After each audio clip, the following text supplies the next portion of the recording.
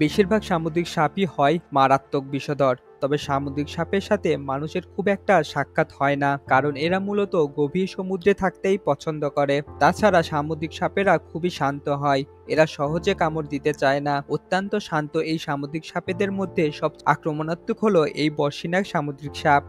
এদের নাকের সামনের দিকে স্কেনটি বেশ বড় এবং বাঁকানো, দেখতে অনেকটা পাখিদের ঠোঁটের মতো। এই জন্যই এদের এই নামকরণ করা হয়েছে।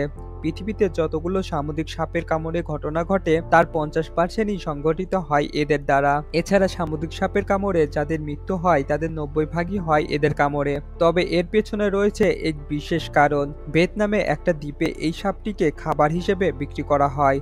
এই সাপেদের মাংস এবং এটি দিয়ে তৈরি মদ ভিয়েতনামে ব্যাপক জনপ্রিয়। ফলে এই দেশের জেলেরা কোনো রকম সেফটি ছাড়াই এই সাপদের নাড়াচাড়া করে, ধ্বংসনের শিকার হয়, ঘটে প্রাণহানি। এদের বিষ বেশ ক্ষতিকারক, এদের কামড়ে মাংসপেশি এবং নার্ভাস সিস্টেম অকেজো হয়ে যায়। এছাড়া এদের 1.5 মিলিগ্রাম বিষের মাধ্যমে একজন মানুষ প্রাণ হারাতে পারে। কামড় দেওয়ার 30 মিনিট পরেই শ্বাসকষ্ট সহ নানা ধরনের সমস্যা দেখা দেয়। এই সাপটি বিশ্বের সবচেয়ে বিষাক্ত সাপ নামে পরিচিত।